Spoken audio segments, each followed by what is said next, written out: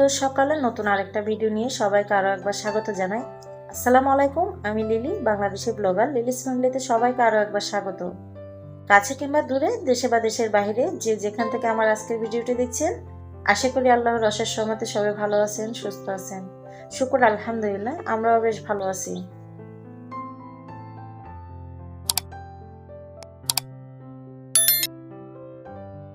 সকাল মানে নতুন আলোয় আরেকটা সুন্দর দিন, সকাল মানে অনেক ব্যস্ততা, সকাল মানে পরিশ্রম, সকাল মানে ক্লান্তহীন লড়ে যাওয়া। এই যে সকালে ঘুম থেকে উঠছি কিন্তু আজকে 5:30টায়, আর সকালে উঠে যত কাজকর্ম ছিল গুছিয়ে নেওয়ার চেষ্টা করছি। প্রথমত আপনাদের ভাইয়ার টিফিন রেডি করে দেওয়া, দুপুরের লাঞ্চ রেডি করে দেওয়া, এরপর হচ্ছে বাচ্চাদের টিফিন এবং বাচ্চাদেরকে রেডি করে স্কুলে নিয়ে যাওয়া। আজকে যেহেতু আরেকটু তাড়াতাড়ি উঠছিলাম সেজন্য হচ্ছে কিছু, এই যে একটা ডিম দিয়ে আমি কিছু কেকের ব্যাটার করে নিছি, আর তারপর হচ্ছে ফ্রাই প্যানে কিছু প্যানকেক করে নিচ্ছিলাম বাচ্চাদেরকে স্কুলে যে টিফিনটা দিব সেখানে দেওয়ার জন্য। প্যানকেকটা কিন্তু আমরা সবাই কম বেশি তৈরি করতে পারি, তবে অনেকের ক্ষেত্রে যেটা হয় সেটা হচ্ছে কেকটা নরম তুলতুলে যে একটা ভাব থাকে সেটা আসে না, আবার অনেকের ক্ষেত্রে একটু শক্ত শক্ত ভাব চলে আসে। সেক্ষেত্রে আমি বলবো ডিম আর চিনির সংমিশ্রণটা খুব ভালোভাবে ফেটিয়ে মিক্স করে নিতে হবে। তারপরে সেখানে হচ্ছে অনেকে আছে আপনি একটু লিকুইড পানি ইউজ করতে পারেন অথবা একটু লিকুইড দুধ ইউজ করতে পারেন, যেটা নর্মাল পানি সেটার কথাই বলছি আমি। এরপর হচ্ছে পুরো উপকরণটা, মানে যে শুকনো উপকরণটা থাকে, যেমন আমরা এখানে একটু বেকিং পাউডার ইউজ করি বা ময়দা ইউজ করি, সেটা হচ্ছে খুব ভালোভাবে মিক্স করে নেবেন। তাহলে দেখবেন যে একদম ঘন শক্ত শক্ত একটা ভাব রাখবেন না, একটু মাখালো একটু নরম তুলতুলে যে আঠালো আঠালো একটা ভাব আসে সেই ভাবটা নিয়ে আসতে হবে। তাহলে দেখবেন আপনার কেকটাও কিন্তু খুব সুন্দর সফট এবং নরম তুলতুলে হবে, খেতেও কিন্তু অসম্ভব মজাদার হবে। আমি এখানে একটা ডিম ইউজ করে আর একটু লিকুইড দুধ ইউজ করে বেশ কিছু কেক তৈরি করে নিছি বাচ্চাদের জন্য, যেগুলো বাচ্চাদের টিফিনের জন্য দিয়ে দিছি। এরপর হচ্ছে বাচ্চাদেরকে অফ ক্যামেরাতে স্কুলে পৌঁছায় দিয়ে বাসায় চলে আসছি এবং রান্নাবান্নার যে গুছালো কাজগুলো থাকে আমার, সেই কাজগুলো করে নিছি অনেকটাই, আর এরপরে রান্নাবান্না শুরু করে দিছি। এখানে হচ্ছে আমি সব কিছু মশলা দিয়ে তারপর হচ্ছে একটু মশলাটা কষায় নিচ্ছিলাম কিছু চিকেন রান্না করার জন্য। আর এই চিকেনটা হচ্ছে আমি টমেটো ব্লেন্ড করে দেওয়ার ইচ্ছা ছিল, বাট আমি হচ্ছে সময়ের জন্য তাড়াহুড়া করে ব্লেন্ড করি নাই। একটা টমেটো কেটে হচ্ছে কুচি কুচি করে দিয়ে দিছি, আর এরপর হচ্ছে গলে যাওয়ার জন্য বা মিশে যাওয়ার জন্য হচ্ছে একটু পানি দিয়ে ঢেকে কিছুক্ষণ জাল করে নিছি, কারণ এতে করে এই যে চিকেনটা রান্না করব সেই চিকেনের টেস্টটা কিন্তু খুব ভালো আসবে। আমার প্রিয় আপুদের উদ্দেশ্যে এই পর্যায়ে এসে বলে দিতে চাই, আপনারা যারা আমার ভিডিওটি কন্টিনিউ করতেছেন সবাই ছোট্ট একটা লাইক দিয়ে ভিডিওটি কন্টিনিউ করবেন। আর আপনি যদি আমার চ্যানেলে নতুন হয়ে থাকেন তাহলে আমার চ্যানেলটা সাবস্ক্রাইব করে নেবেন এবং পাশে থাকা অল অপশনটি চালু করে দিবেন, যেন যে কোনো সময় নতুন ভিডিও আপলোড দিলে নোটিফিকেশন পৌঁছে যায় আপনার কাছে। আপনি আপনার সময় এবং সুযোগ করে আমার ভিডিওটি দেখে নিতে পারেন। যারা অলরেডি এই কাজটা করে দিচ্ছেন সবাইকে অসংখ্য ধন্যবাদ।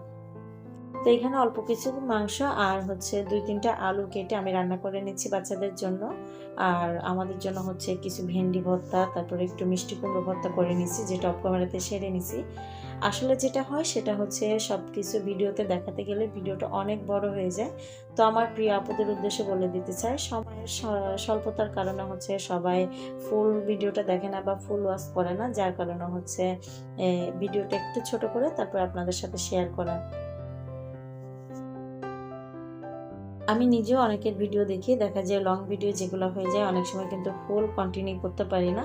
অনেক সময় দেখা যায় ফুল কন্টিনিউ করতে গেলেও কমেন্ট করতে পারি না। অনেক সময় আমার মোবাইলে প্রবলেম থাকার কারণেও কিন্তু অনেকের ভিডিও দেখি বাট কমেন্ট করতে পারি না। অনেক সময় দেখা যায় অনেকের কমেন্ট বক্স করে না, যার কারণে হচ্ছে অনেকের ফ্যামিলিতে হয়তো অনেকে ভাবতে পারে অনিয়মিত বা নিয়মিত না।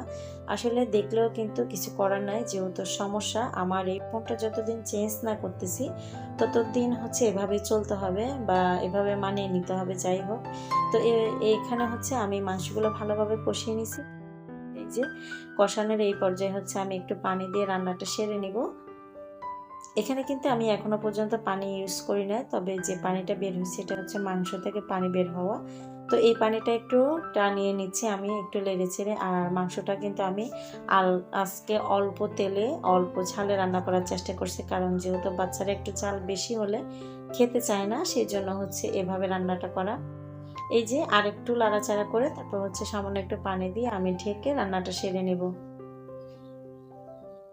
অনেক সময় দেখা যায় আমরা অনেক কাজ করি, ভুল ত্রুটি হয়, তো এক্ষেত্রে আমি এটাই বলবো, যদি ভুল ত্রুটি হয়ে থাকে সবাই ক্ষমা সুন্দর দৃষ্টিতে দেখবেন।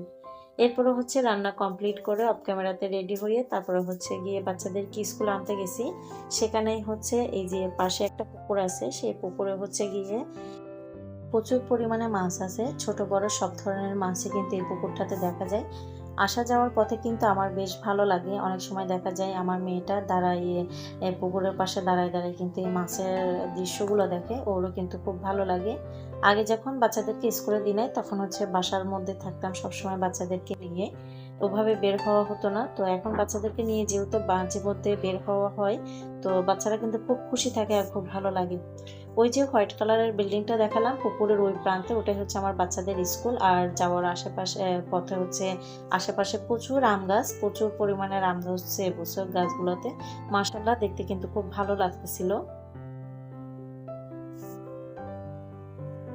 এরপরে বাচ্চাদেরকে নিয়ে বাসায় আসা, দুপুরে গোসল করানো, লাঞ্চ করা, সব কিছু করে বাচ্চাদেরকে কিছুক্ষণ রেস্ট নেওয়া। এরপরে হচ্ছে বিকালে ছাদে এই যে আমার লেবু গাছে কিন্তু মাশাআল্লাহ দিলে অনেক লেবু আছে, আর অনেক লেবু কিন্তু আসছিল যেগুলো হচ্ছে হয়তো বা রোদের কারণে বা অন্য কোনো কারণে অনেক লেবু ঝরে পড়ে গেছে। তো মাশাআল্লাহ যা আছে আল্লাহর দরবারে শুকরিয়া। এই যে লেবু গাছগুলোতে একটু পানি স্প্রে করে দিচ্ছিলাম। বাচ্চারা হচ্ছে নিচের ছাদে খেলা করতেছে, আমি হচ্ছে উপরে গাছগুলোতে পানি স্প্রে করে দিয়ে তারপর হচ্ছে নিচে যাব। স্প্রে করে দিলে যেটা হয় লেবু গাছের লেবুর যে বোটাগুলা সেগুলো কিন্তু একটু শক্ত থাকে আর কম ঝরে, সেই জন্য হচ্ছে একটু স্প্রে করে দিয়ে পরে হচ্ছে নিচের দিকে আমি পানিটা দিয়ে দিব। এইদিকে দেখেন মাশাআল্লাহ দিলে আমার এখানে কয়েকটা মরিচের চারা আছে, সেগুলোতেও কিন্তু মাশাআল্লাহ দিলে অনেক ফুল আসছে, আবার অনেক ফলের সম্ভাবনাও আছে। তো যাই হোক, আমার ভিডিওর এই পর্যায়ে আবার একবার বলে দিতে চাই, যদি ভুল ত্রুটি হয়ে থাকে সবাই ক্ষমা সুন্দর দৃষ্টিতে দেখবেন এবং ভিডিওটা লাইক দিয়ে কন্টিনিউ করে তারপর হচ্ছে শেষ করার চেষ্টা করবেন। পাশের বিল্ডিং এর ছাদে বাচ্চারা কিন্তু খেলাধুলা করতেছে, দেখতে কিন্তু বেশ ভালোই লাগতেছিল। আমার আজকের ভিডিও এখানেই শেষ করব। সবাই ভালো থাকবেন, সুস্থ থাকবেন, সবার জন্য দোয়া ও ভালোবাসা রইল। আল্লাহ হাফেজ, আসসালামু আলাইকুম।